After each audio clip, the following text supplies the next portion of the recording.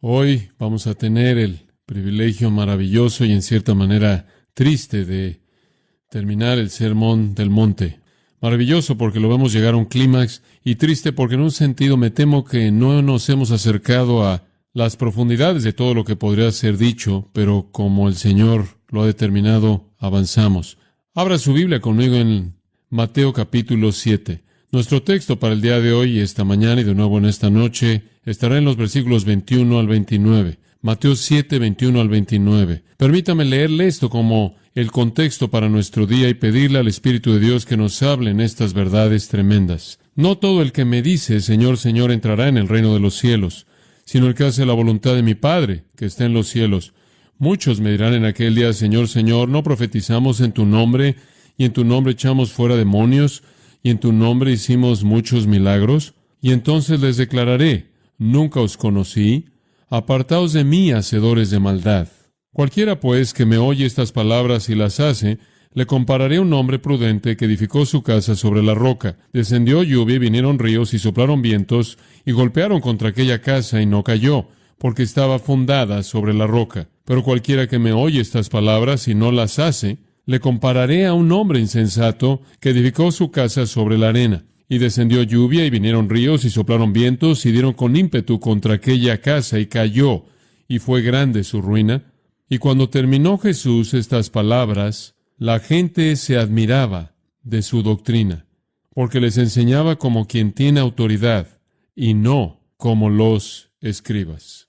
Ahora, a lo largo del Sermón del Monte, en el capítulo 5, 6 y 7, el Señor ha estado presentando los estándares divinos de su reino. Como el Mesías ungido, el Cristo, el Rey, Él tiene ciertos principios que Él ha demandado de aquellos que desean entrar al reino. Ahora, esos principios ocupan el enfoque de este sermón, pero todos pueden ser resumidos en una palabra. El requisito para entrar al reino es que usted sea justo, justo. Y por lo tanto, el sermón entero está resumido en el capítulo 5, versículo 20. Porque os digo que si vuestra justicia no fuere mayor que la de los escribas y fariseos, no entraréis en el reino de los cielos. El reino de los cielos es el mundo de Dios, el dominio de Dios, la salvación, la vida eterna. Y la entrada a ese reino depende de la justicia. Ahora, ¿cuán justos debemos ser? Bueno, debemos ser más justos que los escribas y los fariseos. ¿Qué tan justos eran ellos? Bueno, ellos eran lo más justo que un hombre podía ser en sus propios términos. Ellos habían llegado a la cúspide del mérito humano en la religión. Ellos estaban obsesionados con la función religiosa. Hasta donde podía ver la gente que los conocía, que los rodeaba, eran excesivamente justos.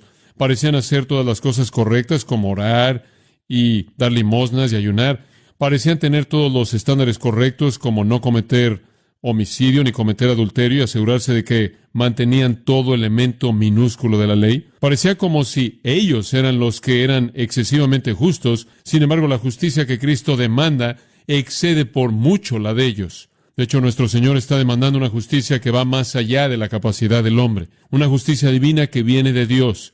Un estándar que el hombre mismo es absolutamente incapaz de alcanzar. De hecho, si usted quiere saber cuán justo, lo único que tiene que hacer es ver el capítulo 5, versículo 48. Y aquí nuestro Señor dice, sed pues vosotros perfectos. ¿Qué tan perfectos? Como vuestro Padre que está en los cielos es perfecto. Debemos ser justos. ¿Qué tan justos? Más justos que los más justos. Debemos ser perfectos. ¿Qué tan perfectos? Tan perfectos como Dios es.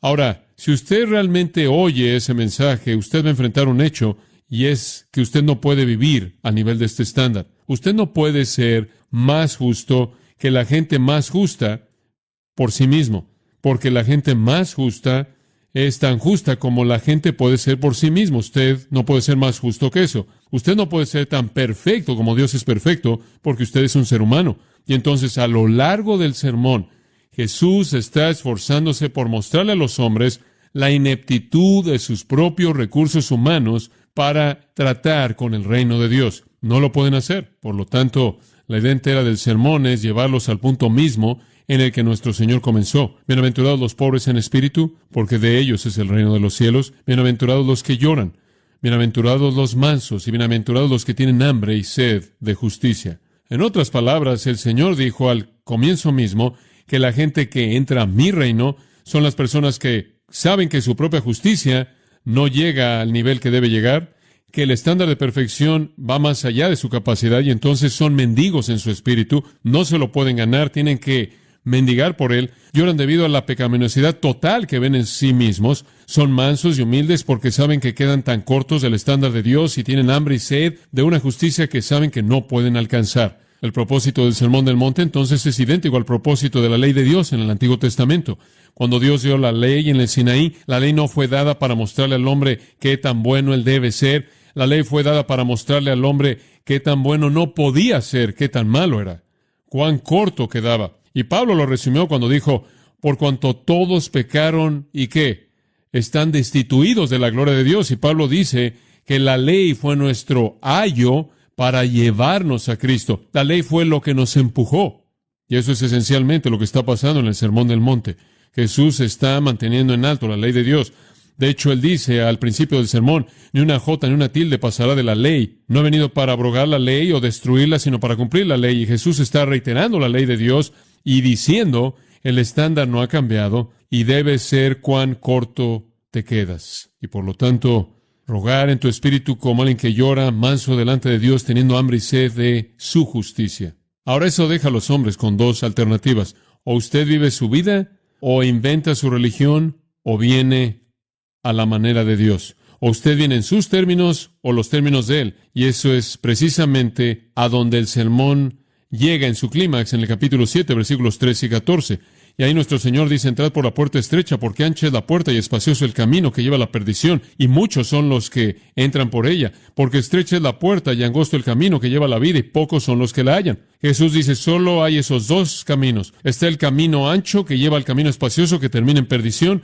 Es el camino de la religión fácil, es el camino de la justicia humana, es el camino de los escribas y los fariseos y aquellos que piensan que son lo suficientemente buenos por sí mismos. Por otro lado está la puerta estrecha y el camino angosto que lleva a la vida, y ese es el camino de aquellos que vienen con un corazón quebrantado, con un espíritu contrito, aquellos que vienen y saben que no pueden hacerlo, no pueden guardar la ley de Dios, no pueden cumplir con su estándar, no pueden vivir al nivel de su justicia, no pueden ser tan perfectos como Dios lo es, y se arrojan a sí mismos en la misericordia de Jesucristo, quien les imputa su propia justicia. Solo existen esos dos caminos y ese es el clímax del sermón. Ahora, habiendo afirmado esa gran invitación a entrar por la puerta estrecha, y hemos cubierto eso a detalle, el Señor entonces muestra cuán difícil eso realmente es. No es fácil. No crea a alguien que dice que es fácil convertirse en cristiano. Le costó a Dios todo, incluyendo su propio Hijo, le va a costar a usted lo mismo, incluyéndose a sí mismo. No es fácil. Y aquellos que nos ofrecen una creencia fácil, una gracia barata, no nos hacen ningún favor. Nos engañan. Es difícil venir a Dios en los términos de Dios. En primer lugar, es difícil porque usted debe reconocer su propia incapacidad total. Y eso significa la muerte de la soberbia. Y eso es difícil porque constantemente se nos dice que somos la cosa más importante para nosotros mismos. Ahora, el Señor apunta a la dificultad de entrar por la puerta estrecha ahí en los versículos 13 y 14. En primer lugar, dice en el versículo 14, pocos son los que la hallan, y la palabra hallan es importante. Es difícil entrar por la puerta estrecha porque tiene que encontrarla, lo cual implica una búsqueda y estar examinando y esforzándose. Es como el Antiguo Testamento dice, si me buscas con todo tu corazón, me encontrarás. Nadie simplemente se tropieza y cae en el reino de Dios sin pensarlo. Hay una búsqueda y la idea es que no es hecha visible de manera fácil. En segundo lugar, es difícil no solo porque tiene que encontrarla, y eso significa una búsqueda difícil, y diligente es difícil porque significa el camino opuesto por el que todo el resto del mundo va. Muchos van por la puerta ancha, pocos van por el camino angosto. Es lo que Santiago dijo cuando dijo, la amistad con el mundo es enemistad contra Dios. Es lo que Juan dijo cuando dijo, si amáis al mundo, el amor del Padre no está en ti. En otras palabras, tienes que apartarte del sistema para entrar por la puerta estrecha. Es difícil porque la multitud va por el otro camino. Es difícil también porque es una puerta estrecha y eso significa que usted entra despojado de usted mismo, desnudo, despojado de su pecado, de su justicia personal. Usted entra absolutamente solo. Usted no viene con un grupo, usted no viene con una familia, y usted entra solo. Y es un camino estrecho, y usted sabe que va a ser una vida estrecha, y usted debe calcular el costo. Y Jesús dijo, además de eso, No solo es difícil porque es difícil de encontrar, está alejada de la multitud, es una puerta estrecha, sino porque usted debe agonizar por entrar por ella. Él lo dijo en el Evangelio de Lucas. En otras palabras, debe haber penitencia y confesión y arrepentimiento y una evaluación del alma y quebrantamiento. Y después, en nuestro último estudio, vimos que hay otra razón por la que es difícil entrar por la puerta estrecha. Otra razón es porque es difícil admitir que usted no lo puede hacer. Usted no puede vivir al nivel del estándar de Dios. Usted no es tan perfecto como debe ser, y eso es debido a los falsos profetas, versículo 15.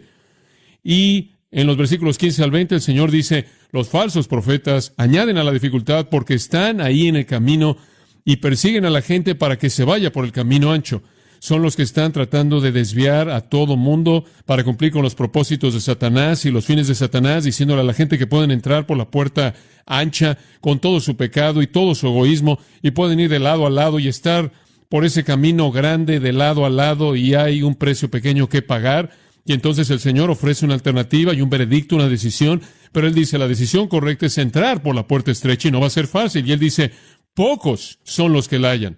Observe eso, pocos, no muchos, sino pocos. Y hay otra razón por la que los pocos son únicamente unos pocos. No solo el engaño de los falsos profetas, sino, escucha esto, el engaño personal, el autoengaño, hace que la gente no entre por la puerta estrecha. J.C. Ryle, el obispo Ryle, escribió el Señor Jesús, termina el Sermón del Monte con un pasaje, con una aplicación que penetre el corazón.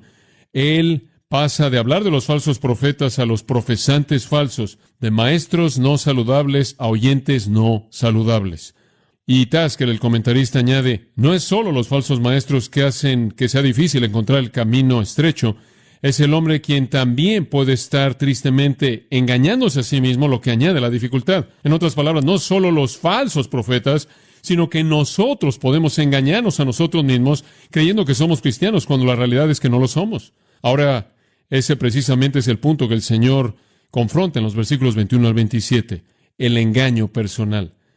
¿Y qué clímax tan apropiado es para el sermón? Habiendo afirmado todos los principios y habiendo advertido acerca de los falsos profetas, el Señor dice, ahora, permítanme advertirles de una cosa más. Asegúrense de que no se están engañando a sí mismos.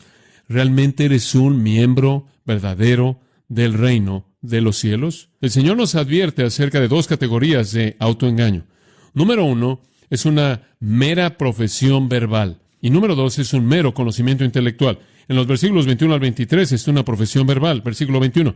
No todo el que me dice, versículo 22, muchos me dirán. Ahora, estas son las personas que hacen la profesión verbal, dicen que son cristianos, y después en el segundo párrafo están los que únicamente tienen un conocimiento intelectual. Oye, en versículo 26, todo aquel que oye estas cosas. Ahora escuche. Después en los versículos 21 al 23, usted tiene a la gente que dice y no hace. Y en los versículos 24 al 27, la gente que oye y no hace. Ese es el punto, y están engañados. Por un lado, está una profesión verbal.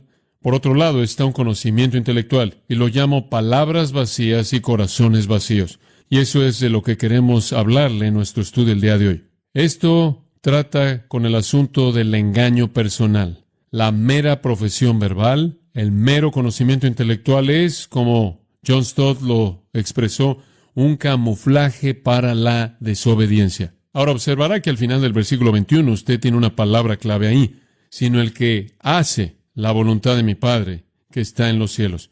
No son los que dicen y no son los que oyen, son los que ¿qué hacen? En otras palabras, el Señor está diciendo, si tú no vives una vida justa, no me importa lo que digas o lo que oigas, estás engañado.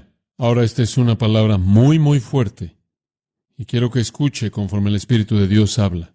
Estos dos párrafos de cierre, versículos 21 al 23 y 24 al 27, hacen un contraste entre una respuesta correcta e incorrecta a la invitación de Cristo y muestran que nuestro destino eterno es determinado por la decisión que tomamos.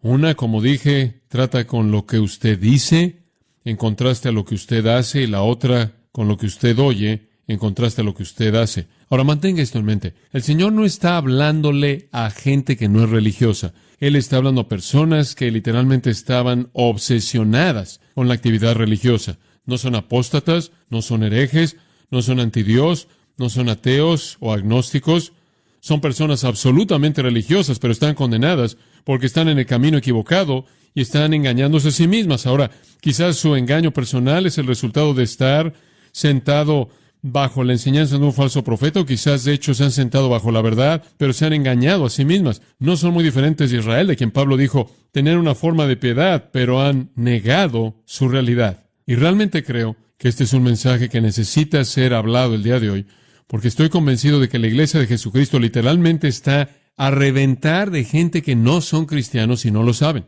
Digo, cuando oigo esta